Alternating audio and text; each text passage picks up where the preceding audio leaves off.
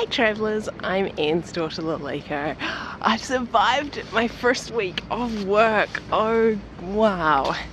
So I'm still pretty jet lagged. Please check out my flight review from New Zealand to here.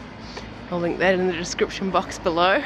And I'm just walking now, finding my new neighbourhood, finding my way around my new neighbourhood, and I'm heading to what is the big supermarket, I've been told. So I looked up on Google Maps, which is not great here. Remember, you do need a VPN for basically any website that we would normally go to. So I'm just following along, and I don't have a SIM card yet. In fact, my passport's now being submitted because I came here on the Z visa. Please check out my video of how I went about getting my Z visa from New Zealand, and hopefully I will get my work permit soon, which means I'm completely ID-less. No, so it means I can't get a bank account, I can't get a SIM card at the moment, and so I hope it's fine. So what are my tips? Just get out there and explore your new neighborhood. You have no idea what's going to be out there. I had no idea I was even going to walk down this street today. So I live on the edge of a big city, and so that's why it's super quiet here. I guess I'm still absolutely baffled as to how quiet it is, because I'm so used to China being honking and busy. And here, look, the road is completely clear. It's amazing. The first week of work has been quite good. Of course, I'm still finding my way. Where's the printer? How does this all work? Well, they feed us 3 times a day during weekdays. So that's been really helpful in regards to not having to buy and or cook. But now it's the weekend, so I'm like, oh, I need something for dinner. On your first day here, you will be taken to the police station by some administration people.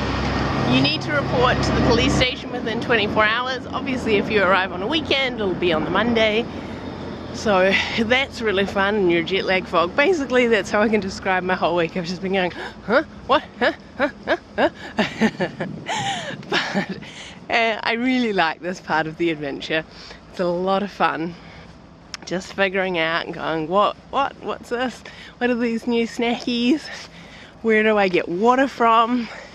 As I said in my video when I was arriving into Shanghai, get water before you leave the airport, because you don't know what's going to be around you in terms of convenience stores. Make sure that you bring cash with you, just to tide you over for the first however long. I mean, when I say cash, I mean RMB. Change some before you get here. You know, at worst case scenario, change it at the airport that you fly into. Otherwise, yeah, it could be a hassle. I would prepare for your ATM cards not to work, or your credit card, despite what your bank might say. I've certainly been told that my bank cards will work here, and I already know they're not going to. So yeah, do prepare for that you may not be able to access your outside funds, because of course, yeah, you have those day-to-day expenses. Being able to set up a bank account, you do need to have your work permit done, and that takes X number of weeks. I've been told, you know, upwards of a month. So even your first pay may not be in China. So you really do need to plan and have enough time, have enough money to tide you over until that first. But how much money? I do have a video that I did the first time. Remember, this is my second time that I've lived and worked abroad in China. So I did do a budgeting the month video. Now that was after I was already established. Remember, when you're moving somewhere new, there's going to be those unforeseen costs. There just are. And you know, the beds are very hard here, for example, so you might very quickly want to buy like some sort of mattress topper, and you know, you're going to have cash, or to be able to pay to your admin person who can order it for you on Taobao, to be able to pay for that sort of thing, because having a crap sleep on top of jet lag, oh, that's brutal. What they set you up with in terms of the sort of, I'm going to call it a welcome pack. You know, obviously hopefully your accommodation is included, and so that'll have furniture, but it's those sort of like cups and, you know, cutlery and plates and all those sorts of things. I can only laugh because my welcome pack was I don't have a plate right now. I don't have a knife right now. We do have a little sort of small corner store, or bodega for you Americans, or dairy for those at home, where you can buy things, and so I have bought some peanut butter, and then I got it home and realized, how am I supposed to get out the jar? I don't have a knife, and then I don't have a plate if I wanted to like butter some bread. Sometimes Chinese people's idea of what you need when you arrive does not match yours, and as a result you're missing some items. So again, they need to be purchased. If you're used to the monthly pay, then you could be quite fine going, oh, you know, and depending on where when you arrive in the pay cycle, maybe you can go a couple of weeks without set essentials. And you'll do just fine until that first pay. For other employees that already live here, that can be your ticket to knowing what is and what isn't provided, and may also help your packing decisions. For example, as you've seen in my packing video, I do like to bring a proper towel with me, a brand that I know and love. I would advise looking to see if your town or city has an IKEA or where the closest one is, because then it has all the products that we know and we can buy them. Yeah, if that's nearby, then wonderful. That could be your first weekend where you pop to IKEA and go and grab all the missing items just to make you more comfortable. Remember, the outlets here are the European outlets with the 2 prongs. For the most part, my first week has been fine. The internet here is horrible.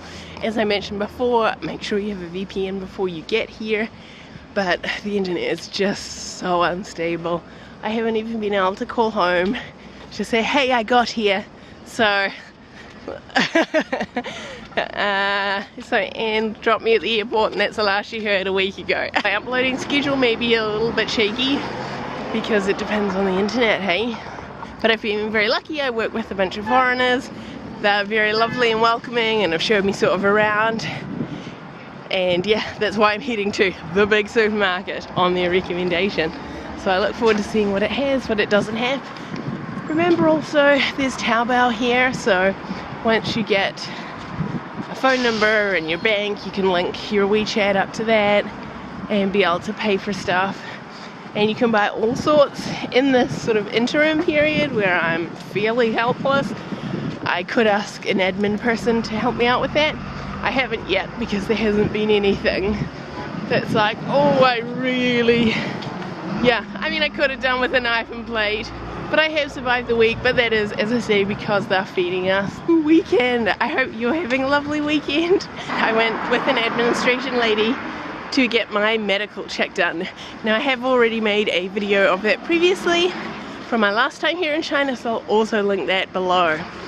Please check out all those. They're super informative and can really help knowing what to expect, even though there's no way to know what to expect. But have fun along your adventure.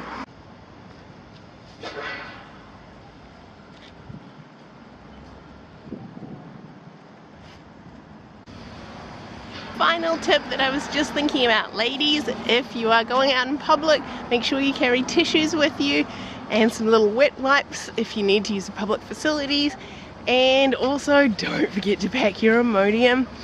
If you're going to be eating street food or anything that's provided ever going to a restaurant that is not Western food, which is highly likely in this first week, then Imodium might be a goer.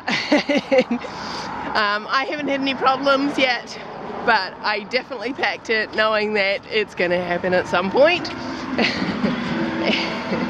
And another reason why you need water, to rehydrate should this happen to you. Oh, the joys. Really.